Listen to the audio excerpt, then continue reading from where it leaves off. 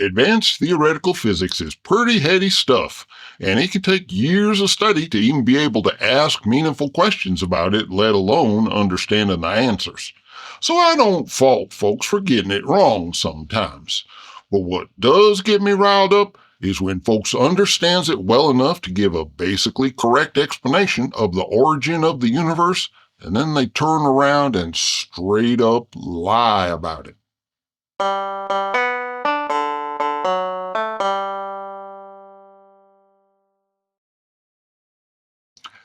Hey there, folks. Bertram the Barely Bearable Atheist here, continuing our series on the book On Guard by Dr. William Lane Craig.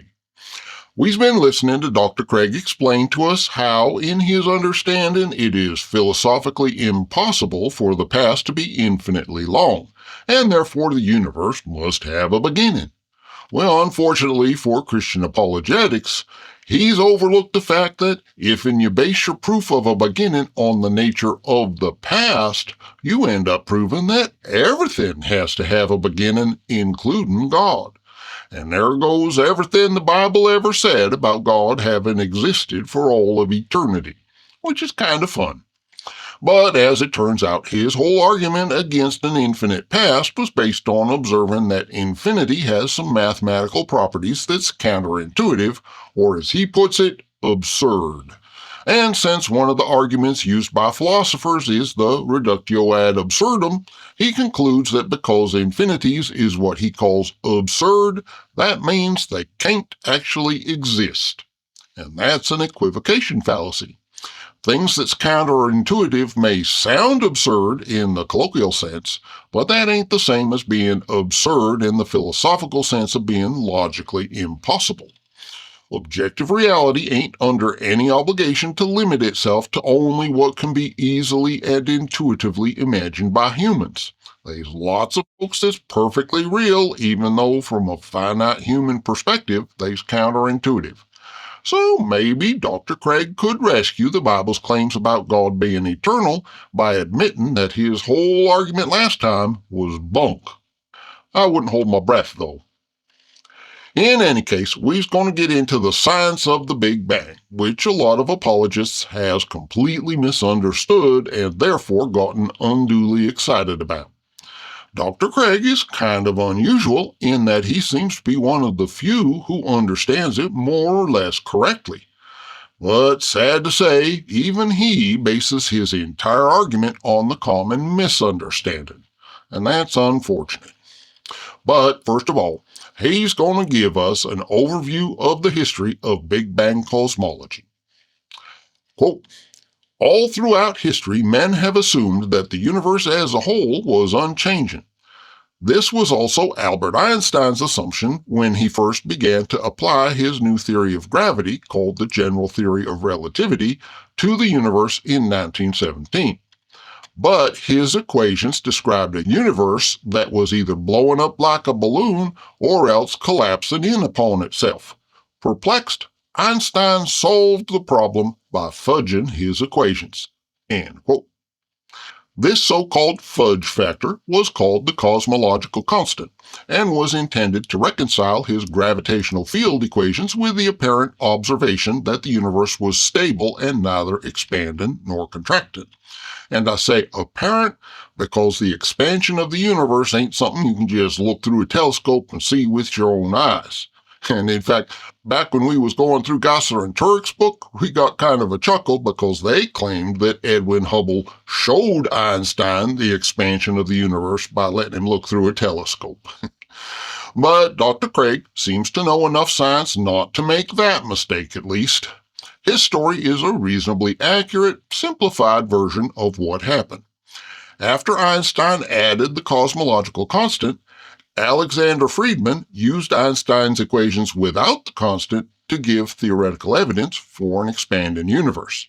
And Georges Lemaitre independently developed a similar conclusion based on his own theoretical work and also based on some observational evidence that he found to support it. Then in 1929, Edwin Hubble confirmed Lemaitre's observations and came to the conclusion that the universe is indeed expanded. Based on that, Einstein wanted to drop the cosmological constant, and he even went so far as to call it his biggest blunder. But recent scientific findings suggest that, in fact, what Einstein originally called his cosmological constant may be what scientists today call dark energy. So perhaps it weren't such a terrible blunder after all. And all this is by way of background information, and as fascinating as it is from a historical perspective, it's mostly irrelevant to the point that Dr. Craig wants to make. I suspect that the reason he goes into so much historical detail is because he wants to emphasize just how very scientific Big Bang cosmology really is. And that's fair. It is scientific. It ain't just something some creationist made up in order to claim that the universe was created in the relatively recent past. If we observe that the universe is getting bigger as we move forward in time, then it stands to reason that it would get smaller and smaller as we move backwards into time. And at a certain point, it's going to be as small as it can get, and that's going to make it as dense as it can get. But thanks to Einstein's theory of general relativity, we know that if you pack a whole bunch of matter into a very small space, it's going to curve space-time into something unrecognizable. And that means that the pre-Big Bang singularity is going to have some peculiar and counterintuitive properties. And one of them properties is that time itself is going to get so twisted up that it ain't going to be meaningful to talk about going any further back in time once you get to the singularity. The physics is pretty mind-boggling, but the gist of it is that there's a finite limit to how far back the past extends, and there's no such thing as before that point in time. And at this point, ordinary English has some problems.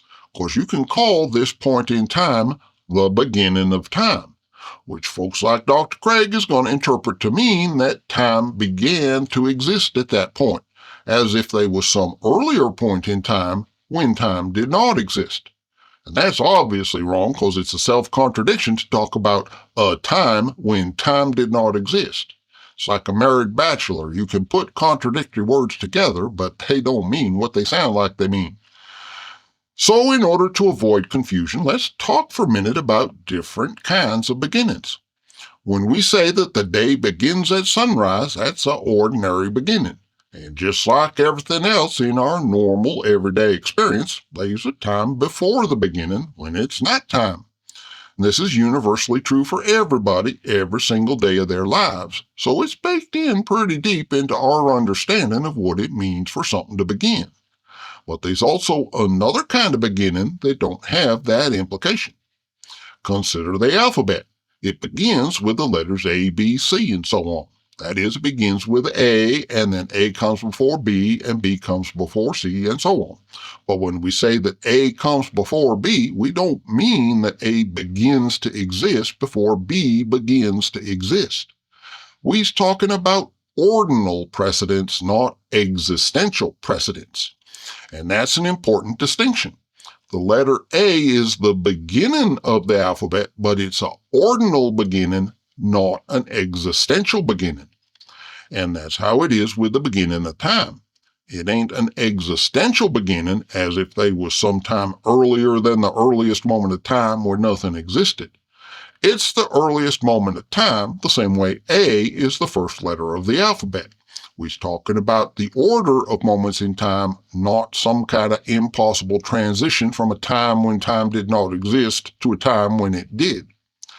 And Dr. Craig is, ironically, going to present an exactly accurate description of the ordinal beginning of the universe in a way that disproves his entire Kalam cosmological argument. He starts off by showing this diagram, where time starts at the bottom and goes up, and then space expands as you go forwards in time.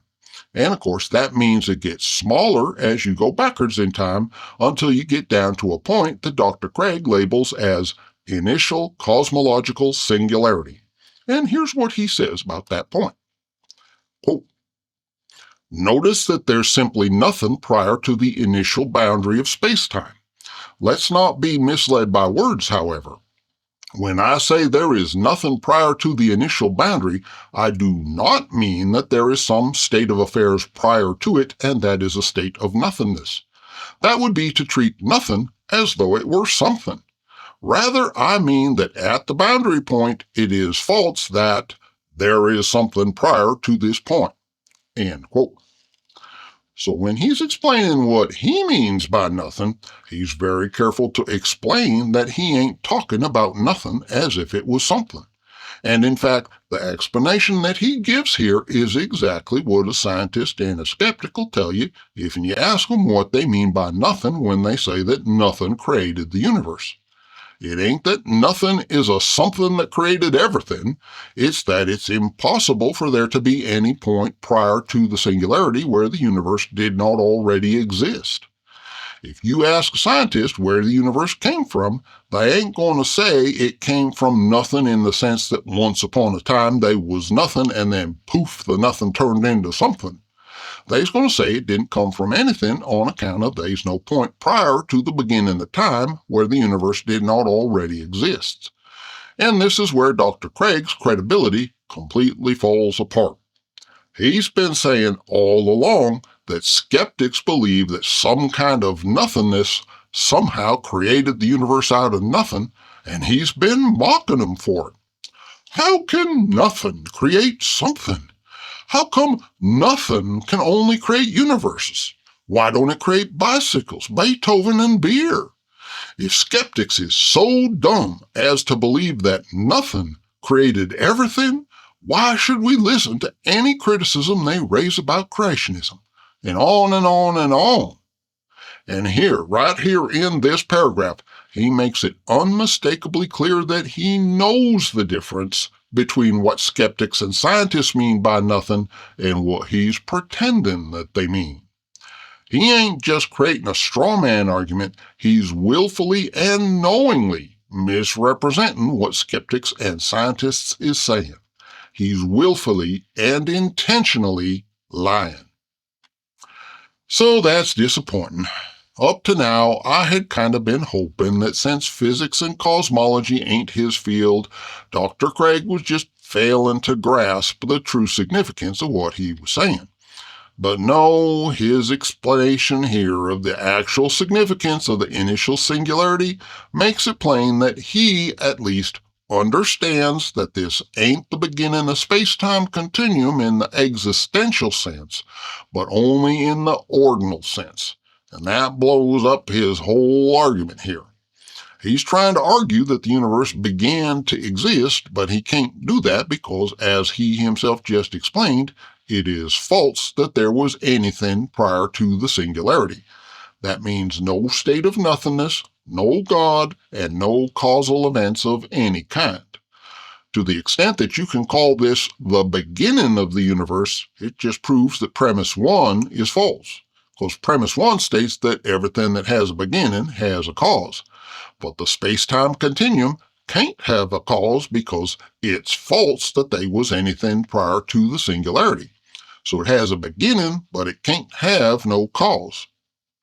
Amazingly, and I might even say astonishingly, Dr. Craig's response to this catastrophic failure of his argument is to simply pretend like it ain't no problem, and in fact to pretend that this proves his point.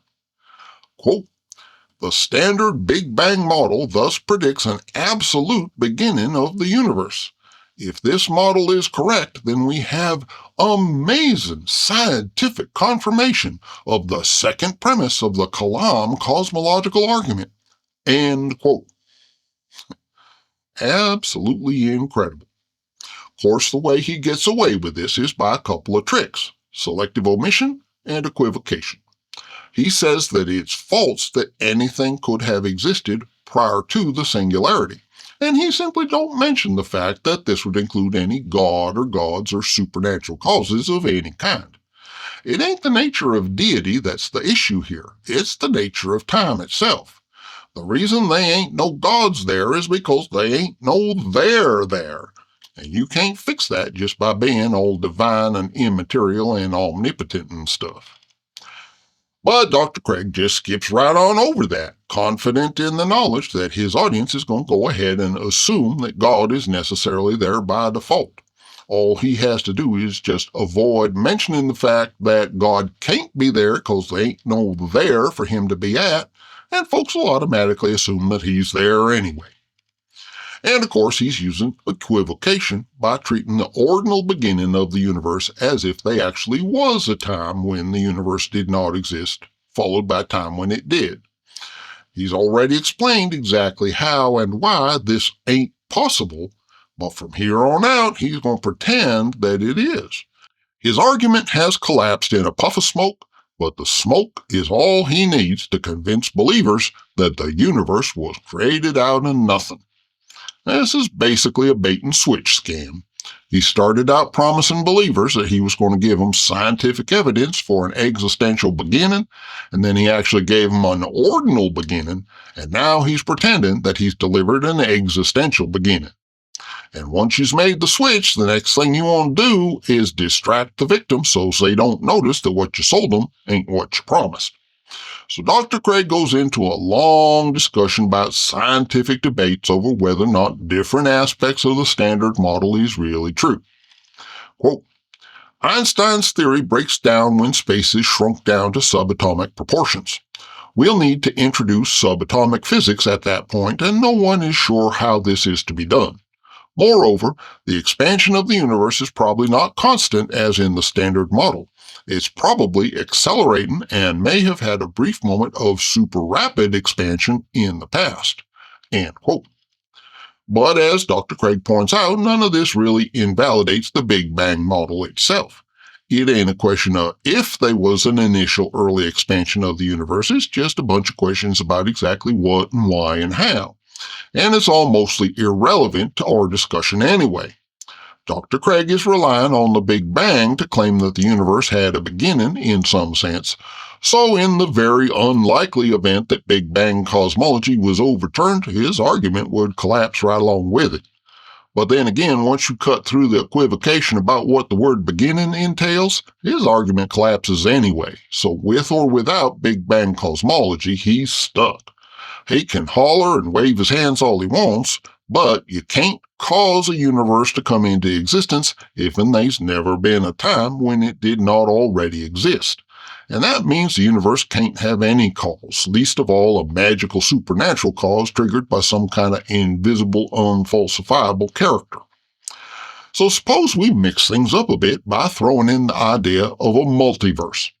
Suppose the current presentation of the expanding space-time continuum had its origin in some other dimension or some other universe. How does that affect Dr. Craig's argument?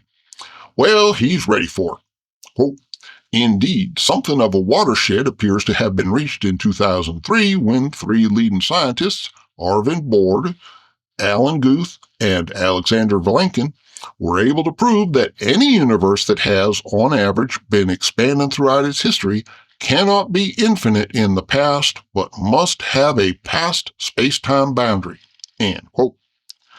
Now, the conclusion that Dr. Craig wants his readers to draw is that even if there is a multiverse, at some point the multiverse itself would have to have a beginning, and therefore, according to the Kalam cosmological argument, would have to have a cause. Well, there's a couple problems with that.